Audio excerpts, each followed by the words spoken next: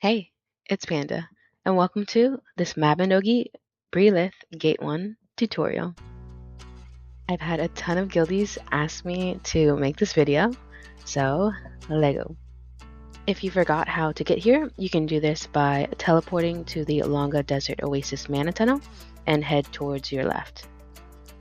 In order to enter Leith, you will need to have the Generation 27 completed and to have a total Arcana level of 200 or higher.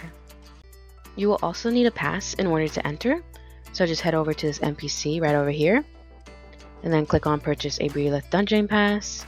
I'm at 200k right now, since I already bought one pass, but every time you buy a pass, the price of the pass is going to increase. Alrighty, time to head inside. Alright, we are inside.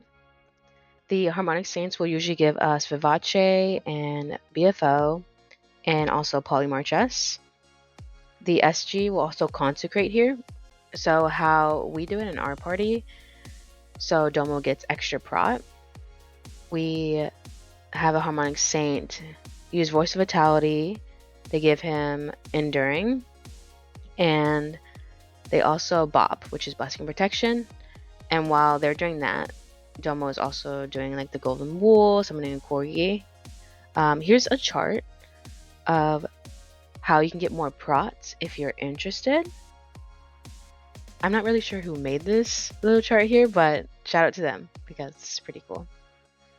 And then here's like a general checklist. So you just want to make sure you have full recovery potions, soul guardian stones, power pots. Make sure you have doll bags summoned so you can get some extra stats in. And then phantasmal remnants for Fate Weaver. So if you are DPSing, you're always going to want to make sure you have 5231 on yourself. And then for the boss, you always put 3152. Also, something about Bree is that I find it so hard to see my cursor in this dungeon. So I ended up installing something so I can see my cursor well. You can see my red crosshair. And if you're interested, I can show you guys how I did this right now. And if you're not interested, just fast forward through the video. So first you're going to want to see if you already have Microsoft Power Toys already on your PC. If not, you're going to want to look it up. And then you're going to want to click download. And then here's some like system requirements you'll need for it. And there's different ways you can install it. I actually installed through the Microsoft Store is how I did it. So I just click that, and it's going to send me through here, and I just click download. And then, boom. And then we'll just wait for this to download. Once you have it downloaded, you'll want to go into this general tab here. And make sure you're running it as administrator. If you're not, you're going to need to restart it and run as admin. This allows you to then use the new crosshair that you plan on using in Mabinogi. So then you're going to want to then go into input output tab and then go to mouse utilities. And then you can scroll all the way down here, make sure it is on, and then you should be able to see it. You can also change the appearance. Maybe you want a certain color. You can change it in here. This will change the inside, and then this changes the outside if you want to do something different. I'm going with the red for now, so I just set it both to red. And then you can also change the thickness, the border size. There's a lot of customization that you can look at in here. There's also some other things in here as well. And that's about it. Alrighty, back to Bree. So there is a written guide. I'll post it in the description below if I remember to. And then I really like looking at this photo. It shows all the Bree Gate 1 mechanics and when they occur, at what percentage. So if you have another monitor, I definitely recommend putting this on your other monitor. At the start, I really like having a Harmonic Saint use Bop, or also known as Blessing and Protection, just so that the team can put on debuffs very safely. Because sometimes the boss likes to do this little blender move, and if you get caught up in it, you're gonna get blended like a strawberry banana smoothie. So that's why I really like Bop here. Also, a lot of the team compositions are going to be 2 Harmonic Saints, 1 SG, and then the rest being DPS. What you could do is once all the debuffs are on, you can have a Harmonic Saint use Paul Ruination, and then everyone can time shift and exploit. This red area right here shows where the axe is going to be thrown, so all you gotta do is just make sure you're not in that red area. It's pretty chill. At 85% is minerals. You can try to have your whole party load up grapple shot and try to iframe it. To iframe it, load up grapple shot and then grapple shot once you see them do this pose. Since you see someone has that blue aura around them, that means we did not successfully iframe the minerals, so we actually have to do them now. Only the person with the blue aura needs to damage a mineral site. And you can do this by using guns, or a lot of people like using arrow revolver. Yeah, so if you get caught in someone else's circle, you will die. Kind of like this. Ready? Just load the skill. And now, let's go. Ready? Go. All right. That was good. Oh, okay. yeah. Wait, Oh my god. That's okay. This is the My one. bad, Xanto. And here is a visual of us iframing correctly. No one has the blue aura around them. And we can go back to damaging the boss, and you can also get rid of the mineral sites. At 70% is giants. I circled where the giants spawn at. It is good to assign giants prior to the run, because one person needs to be on a giant. If not, if there's a giant and no one's on it, there's going to be little explosions all around, and it's pretty annoying. So just make sure at least one person is on a giant. A DPS should be on the giant, and they should be debuffing the giant with all the debuffs that they can. Okay, so you see this blue aura? So you want this around the giant. The giant needs to be inside this aura in order to do damage to it. You yourself also need to be standing in this aura in order to do damage to the giant. If you're outside of this blue aura, you won't be doing any damage to the giants, and you're just going to be seeing ones.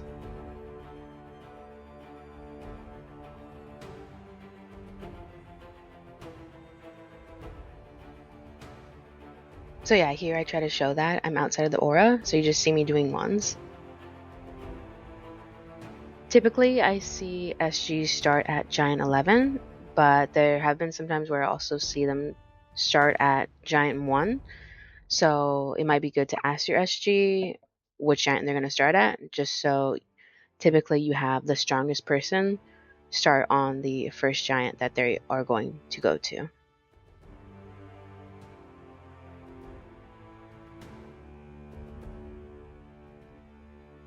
Yeah, that's definitely not me shadow fighting the boss instead of the giant. Nope. At 55% is the pizza mechanic. So what happens here is the SG needs to do a certain pattern while everyone else is in the 12 o'clock position, and we are going to be damaging the middle. We need to get a certain amount of shields, and if we don't, if the party doesn't do enough damage, then people are going to be dead at the end of the pizza. And then right here, you're going to see Domo, the SG, Anchor Rush from 11 to 12, and he says that he does this to keep the current will buff.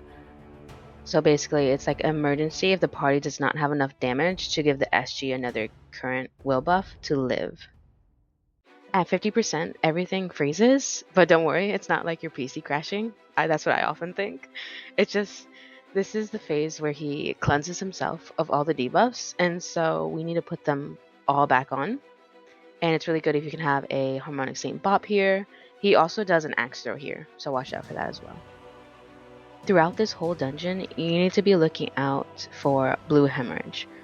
Whenever he like uppercuts you, or whenever he uses his knuckles and he hits you, you'll be getting the status effect. If it reaches 10, then you are cooked. You will die, right? And that's often how people die, is because they reach 10 blue hemorrhage stacks. After 50%, you're also going to notice that the boss starts hitting a lot harder. Like, I don't know, I think they give him like limit broken gear now, so he's going to start hurting if he hits you. So just be very careful.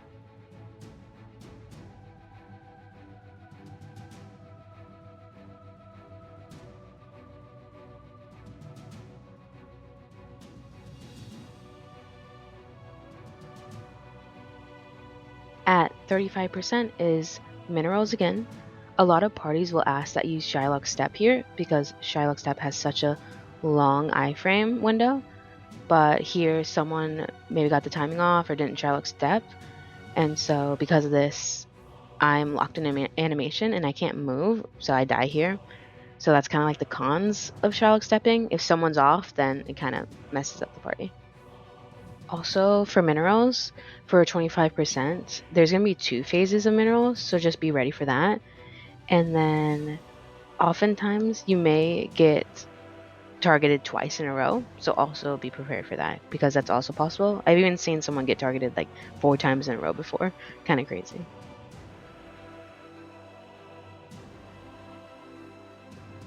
At 25%, giants happen again. I really like if a Harmonic Saint Paul's here for the first giant and then have another Harmonic Saint Paul for the second giant, just to speed things up a little bit quicker. And then here I'm going to speed up the video a bit, just so like this whole video isn't like super long. We're just going giant to giant here, just killing them. And then the next mechanic is going to be at 15%, which is the pizza mechanic again. The pattern changes for this pizza, and Domo also will anchor rush from 9 to 12.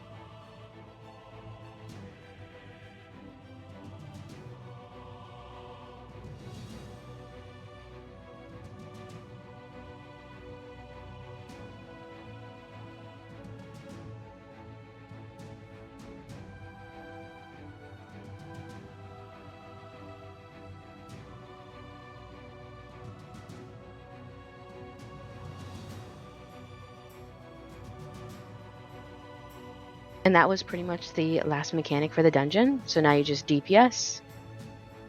After your first clear, you'll get this title, Who Broke the Comet's Orbit. You'll also get a Trace of Memory, which can be turned into the NPC outside. It's kind of like how the Glen Firewood works. You will also be given Pity Water as well. In terms of how loot works, it all operates on a roll system, so you'll have to decide with your group on how you guys want to split things.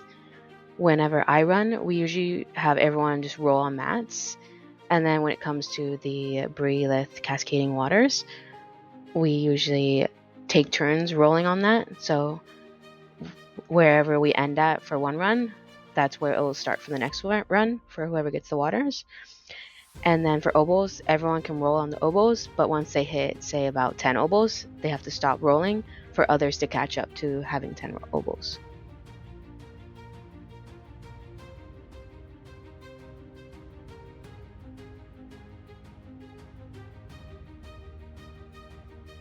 If you're ever curious on how many oboes you have, you can click on your inventory and there should be a currency tab, and then scroll down and you should be seeing how many oboes that you have. Your team can then step on this platform here, and then you will all be teleported to Gate 2. If you do get a Leith Cascading Water, which looks like this, what you could do is you can go to this NPC, and then you can go to the shop, and then you want to buy a Elixir of Reality. Buy one of these.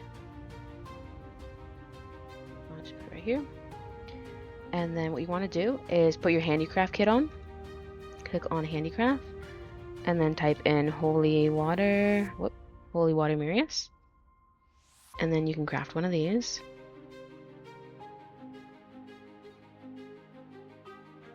And then you can either use this for yourself. Here it is. Don't mind this trash. So you can either use it on your gear, or you can sell this on the auction house. So these are the ones that are sellable. Alrighty, and that's about it. I hope you enjoyed watching this video, and I will see you guys next time. Have a great day. Bye.